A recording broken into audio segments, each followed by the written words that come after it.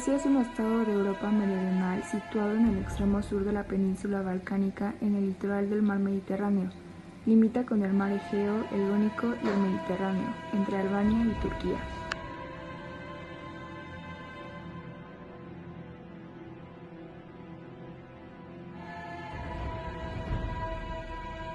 La filosofía presocrática reúne una serie de métodos concebidos por un grupo de pensadores griegos anteriores a Sócrates, que estaban preocupados por comprender y descifrar el origen natural de todo aquello que les rodeaba. Los presocráticos más destacados fueron Tales de Mileto, Pitágoras, Anaximandro, Anaxímedes, Heráclito, Protágoras, entre otros, y fueron contemporáneos o posteriores incluso a Sócrates. El pensamiento presocrático es caracterizado por la diferenciación del mito y el pensamiento racional. Fueron las primeras personas en empezar con un pensamiento racional y alejarse de todo lo mitológico. Fueron los primeros pensadores que carecían de fuentes primarias en los pensamientos y teorías.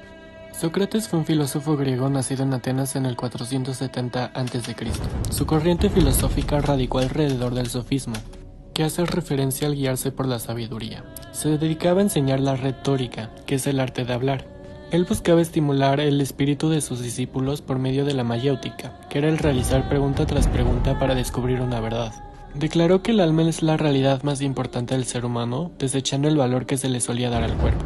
Es considerado como el padre de la ética y su propuesta era el intelectualismo moral, la cual se guiaba por la razón. Platón, su discípulo, se encargó de inmortalizar sus palabras por medio de la Apología de Sócrates, en la que se narran los argumentos que Sócrates daba para defenderse ante las cortes atenienses al ser acusado como corruptor de la juventud. Platón fue un filósofo griego nacido en el 427 a.C. en Atenas. Fue alumno de Sócrates y maestro de Aristóteles. Igualmente fue el fundador de la academia. Platón tenía una corriente idealista, es decir, que creía que el alma era el componente primordial del humano, ya que ésta era el camino hacia la razón.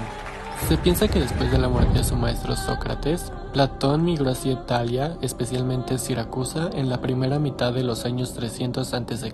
Aristóteles fue un polímata griego nacido en el 384 a.C. en Estagira. Aristóteles es considerado como el padre de la filosofía occidental y de la lógica.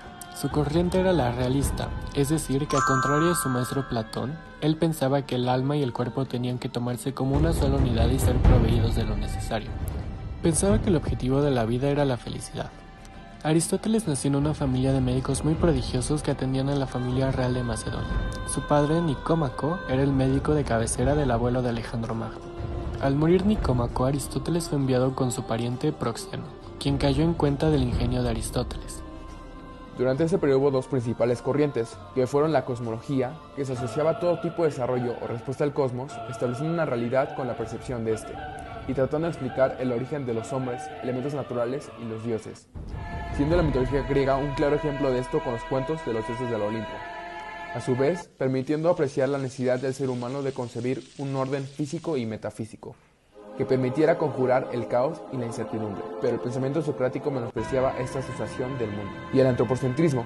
El principal impulsor fue Sócrates, fundamentado en la formación moral en la vida del hombre, orientado hacia el conocimiento del sujeto y su conducta, y creía que la sociedad debe ser dirigida por hombres virtuosos. Sus enseñanzas se basaban en un camino hacia la introspección para alcanzar la felicidad, concientización sobre una buena democracia, conocimiento de uno mismo, el bien común y la justicia, y la libertad de expresión e igualdad entre los hombres. Cirenaica. Fue fundada por Aristipo de Cierne y adopta una doctrina hedonista. Esta escuela se ocupa principalmente de cuestiones éticas y propone como guía de las acciones humanas al placer, a los cuales las personas se acercan, y al dolor, del cual se huye. Usa la teoría del conocimiento sensualista y fenomenista. Megárica. Fue fundada por Euclides de Megara, 400 años antes de Cristo. Es una mezcla con el helenismo y su doctrina es del bien con el ser verdadero. Cínica. Fue fundada por Antístenes durante la segunda mitad del siglo IV a.C. Se le relaciona con los caninos, no es una escuela propiamente, son críticos sociales y anarquistas. Discobolo, siglo V a.C. Esta obra de Mirón representa a un atleta en un instante anterior al lanzamiento de disco.